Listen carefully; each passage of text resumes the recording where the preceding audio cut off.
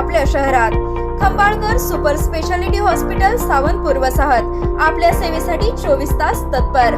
नवजात शिशु अतिदक्षता विभाग, अद्ययावत अतिदक्षता विभाग, अद्ययावत वंध्यत्व निवारण विभाग, व्हेंटिलेटर, सेंट्रल ऑक्सिजन, ॲम्ब्युलन्स सेवा, digital x-ray, pathology lab, pharmacy, सुसज्ज operation theatre, joint replacement, cashless insurance सुविधा, मुख्यमंत्री सहाय्यता निधीचा लाभ। खंबाळकर सुपर स्पेशालिटी हॉस्पिटल, संपर्क 8803 36 37 38।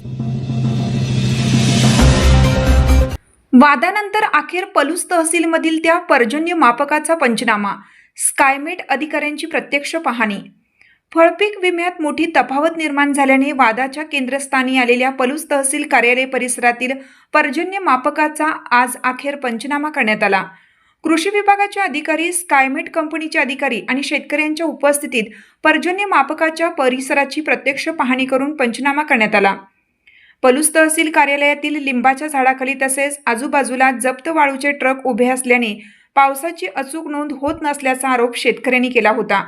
त्यामुळे फळपीक विम्याच्या भरपाईत मोठी तफावत निर्माण होऊन पलूस परिसरातील द्राक्ष उत्पादक शेतकऱ्यांचे मोठे आर्थिक नुकसान झाल्याची तक्रार करण्यात आली होती।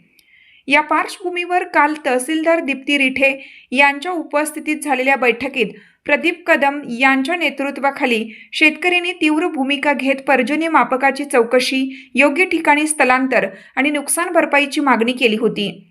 त्यानंतर आज कृषी विभागाने स्कायमेट कंपनीच्या अधिकाऱ्यांनी घटनास्थळी भेट देऊन पंचनामा केला।